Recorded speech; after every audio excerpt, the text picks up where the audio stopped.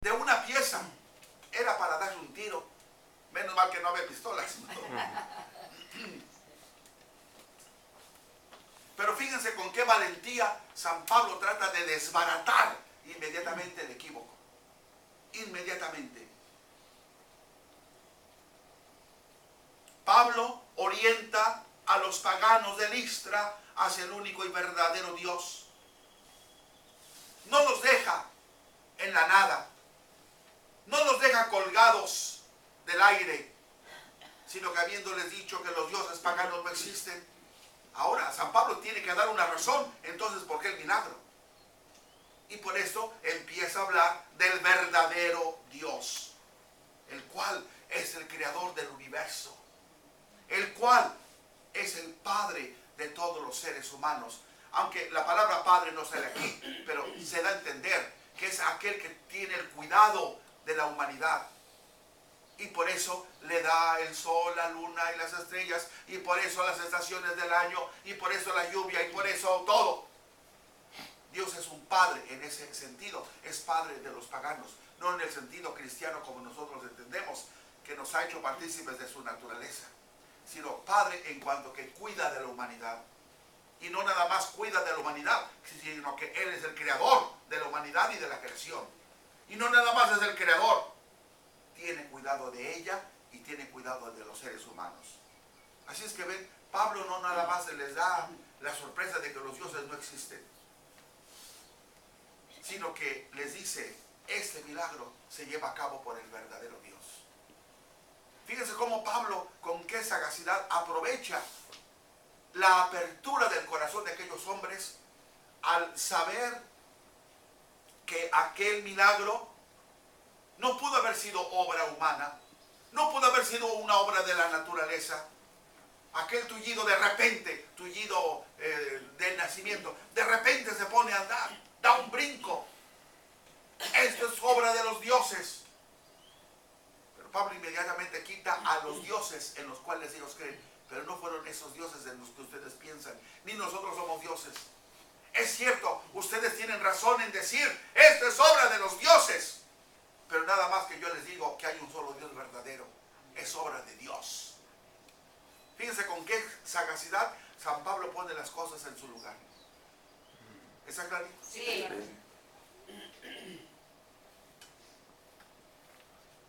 Pablo también invita a los de Listra, pues, a aprovechar el continuo testimonio que Dios da de sí mismo a través de las maravillas de la creación. Y aquí empieza ya San Pablo a hablar de ese Dios. Es un Dios que no nada más hace milagros. Vean ustedes, vean alrededor de la creación, vean todo lo que existe. En ese entonces no había naturaleza contaminada como ahora, así es que todo era bello, precioso. Miren todo lo que... Esto es obra de Él también, de este Dios. Este Dios no nada más ha intervenido en este momento, este Dios está continuamente interviniendo. Miren lo que existe, es obra de Él. La creación es un continuo milagro de Dios. Pero nosotros ya no lo vemos como milagro, porque lo estamos viendo constantemente.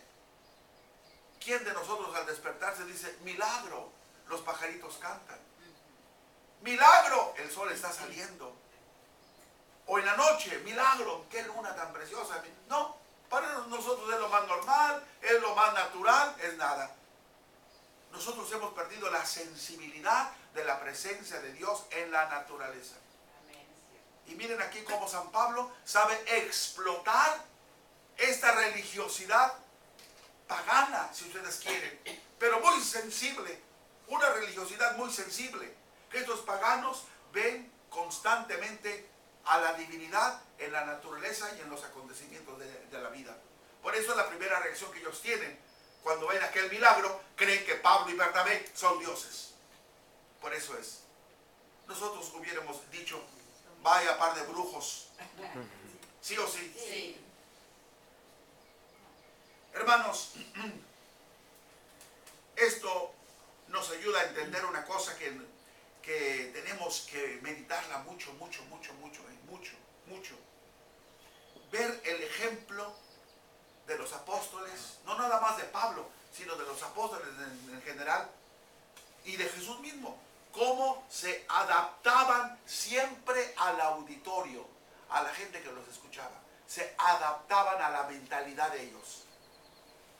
No es que se hayan adaptado sus gustos y caprichos para seguir de la corriente, no. Pero sí se adaptaban a la manera de pensar. Por ejemplo, aquí es un caso clarísimo. San Pablo está echando mano de esa religiosidad popular, esa religiosidad profunda incluso de esos paganos. Aunque creían en falsos dioses, pero están creyendo en algo superior al ser humano. Dioses, dioses, dioses. Fíjense ustedes, hagamos el contraste. Cuando San Pablo hablaba a los judíos, ¿qué hacía? Para que veamos cómo San Pablo se acomodaba al auditorio que tenía enfrente. Los judíos, la Torá, la Torá, la Torá, la Biblia, Abraham, Isaac, Jacob, Yahvé. Ok, pues por ahí les torcía el pescuezo a los nenes. Y les hacía ver a los judíos, releyendo las escrituras. Miren, aquí Dios prometió al Mesías, aquí el Señor Dios le prometió al Mesías, aquí el Señor prometió que el Mesías nacería en Belén, aquí el Señor prometió que el Mesías esto y el Mesías lo otro dará. Pues todo esto se ha cumplido ya. Wow. Si hubiera Pablo hablado de esa manera a los paganos de Listra, no le habrían entendido nada. Nada, absolutamente nada.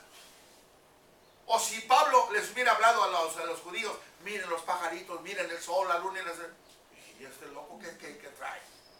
No, a cada quien le hablaba por aquella parte más sensible que tenía. El judío sensibilísimo a la Biblia, sensibilísimo a las promesas de Yahvé Dios. Y las promesas de Yahvé Dios se tienen que cumplir.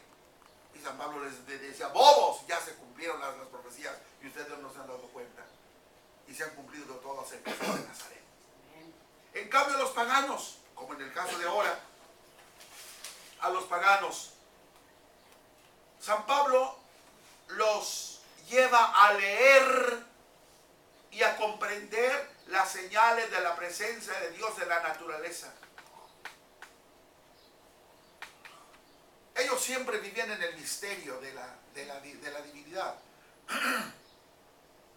Sin embargo, San Pablo los ayuda a profundizar más en ese ver a la divinidad en la naturaleza. De por sí ya la veían. Por esto, estos señores, ante el milagro, inmediatamente reaccionan y piensan que eso es obra de los dioses. Y como el milagro lo hizo Pablo y allá al lado estaba Bernabé, pues la conclusión fue lógica. Estos son los dioses que están obrando el milagro. Ven pues la diferencia, cómo actuaba Pablo con los judíos, cómo actuaba Pablo con los paganos. Tocando la sensibilidad de cada quien. Lo que se dice ordinariamente, San Pablo era muy sagaz para utilizar aquello del captatio benevolentiae. Saber captar la benevolencia, o sea, el interés de la gente, saber captar el interés de la gente. ¿Está clarísimo? Sí. Los que se levantaron hoy a ver la llegada del Papa a Israel, ¿quién se levantó? Nadie. ¿Quién se levantó a ver a las 2 de la madrugada la última noticia de quién? Del padre Alberto. Todos. Los que le gusta el chisme ahí estaban, yo creo. Bueno, el Papa, claro que dio las gracias por la acogida que se le daba y él inmediatamente dijo, yo vengo aquí en son de paz, vengo a visitar los santos lugares, vengo a honrar la memoria de los 6 millones de judíos sacrificados en el holocausto. ¡Wow! Ya ven que los judíos estaban, no, que la iglesia, que no sé qué, no sé cuánto, que el Papa readmitió en la iglesia a un obispo que está en contra o sea, que niega el holocausto. Captatio benevolencia. Si ese señor, ese obispo dijo alguna cosa, bueno, fue él, no el Papa. No el Papa. Pero los judíos son tan sensibles a esas cosas que habla uno y lo que éste habla se lo atribuyen a todos. Por eso ahora el Papa dice, pero tranquilo, sin recalcar, hey, ¿oyeron? Vengo a honrar la memoria de los 6 millones de los judíos sacrificados en el holocausto de la Segunda Guerra Mundial. No, simplemente con toda la calma, como estaba diciendo